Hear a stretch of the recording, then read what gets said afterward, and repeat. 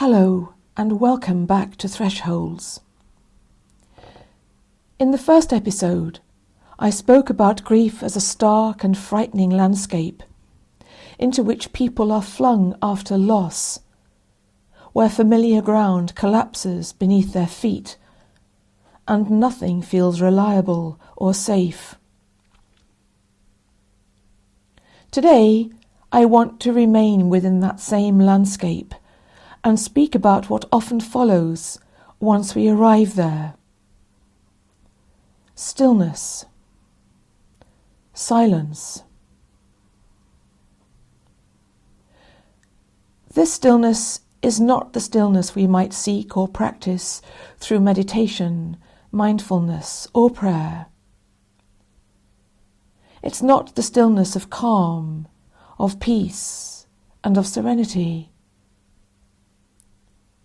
It is the stillness which grief and other irrevocable events can impose upon us.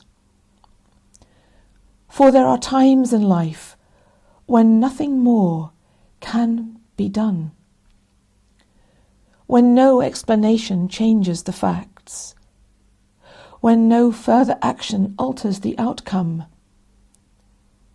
when no amount of worry creates safety, and when no repetition of the story makes it any lighter.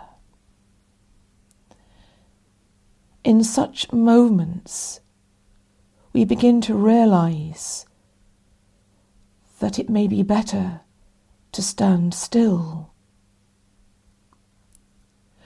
We begin to understand that distractions exhaust us rather than relieve us, that being perpetually busy feels hollow after a while,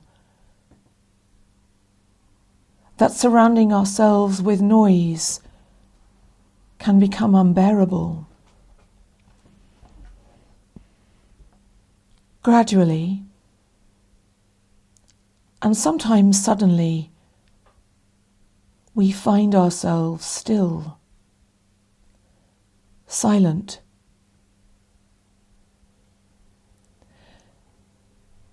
But this stillness, like the landscape of grief, can also feel frightening. It can feel like we're stagnating, or that we're trapped, or that something has gone very badly wrong. Everything and everyone around us urges us to resist it. We must keep busy. We must move. We must do something, anything, rather than remain how and where we are. For grief does not readily yield to motion.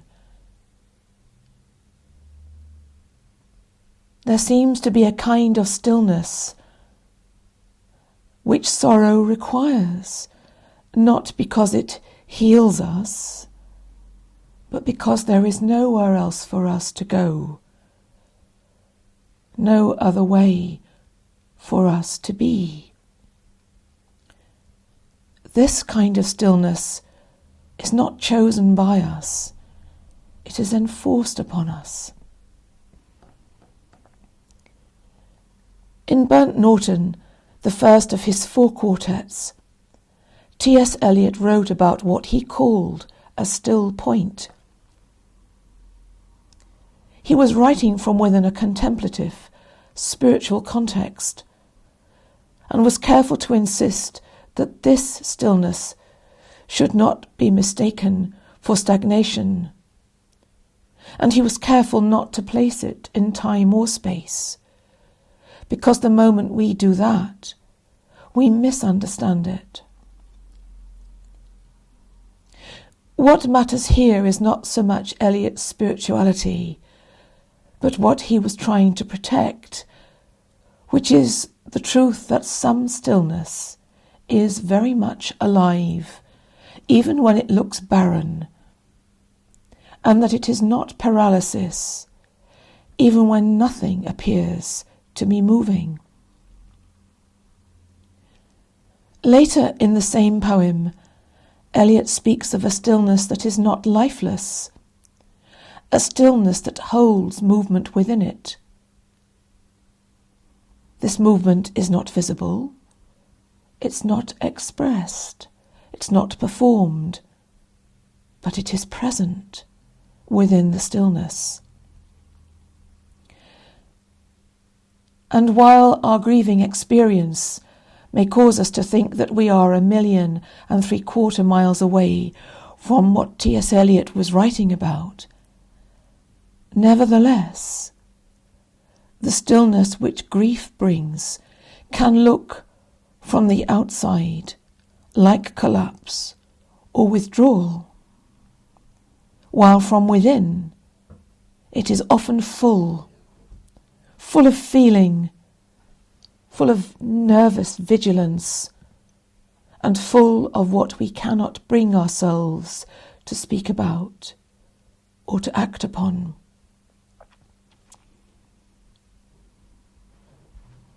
Today is the midwinter solstice. The word solstice itself means the sun standing still, or at least appearing to do so. For 2 or 3 days at this time, the sun appears to pause, neither departing nor returning, held in a kind of poise between the two. This isn't a momentary event, but a period of suspension, when nothing moves forward and nothing retreats, and the world waits. This too is relevant because grief so often places us in exactly this kind of stasis, not yet able to imagine a future life, and not able to return to the life we had before our loss. We are held, suspended, still.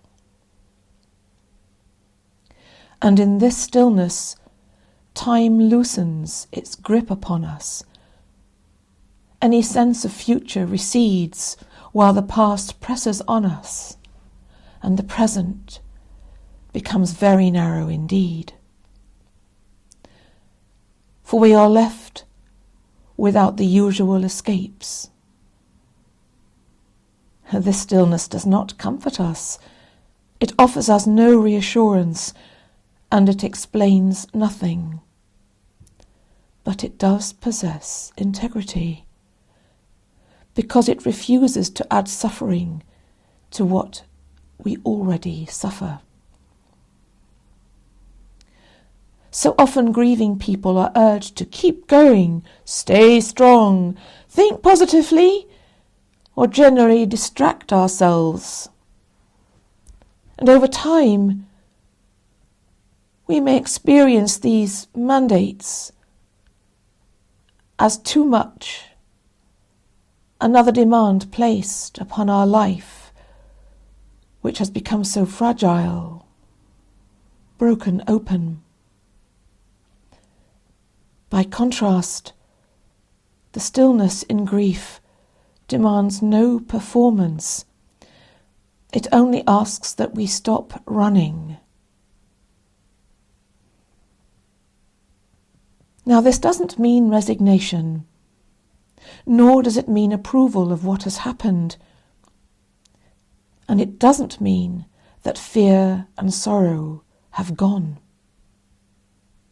It simply means that we recognize the limits of our agency and the importance of conserving what little energy remains to us. For in this stillness, this silence, attention narrows,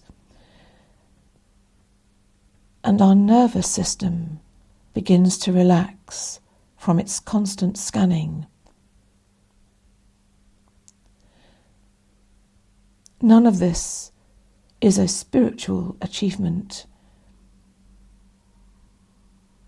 And it's not really a coping strategy. It is simply what remains when movement, running hither and thither in our minds and our bodies, no longer helps.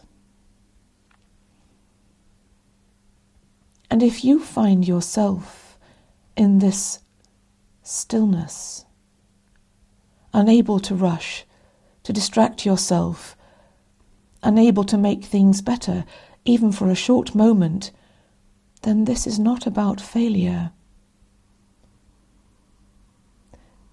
You may simply be in the stillness which sorrow asks of you at this time. In the stillness, nothing more is being asked of you. You do not have to provide insight. You do not have to seek after meaning.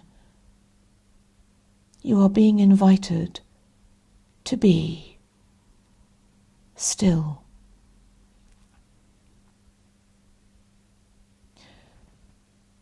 Thresholds doesn't ask you to hurry out of this place. It stays with you in it. And at this solstice, this astronomical turning point, which arrives quietly, without spectacle, you are not required to celebrate the return of light, or even to feel hopeful, or to imagine what comes next. For now, stillness is enough. And I will meet you at the next threshold.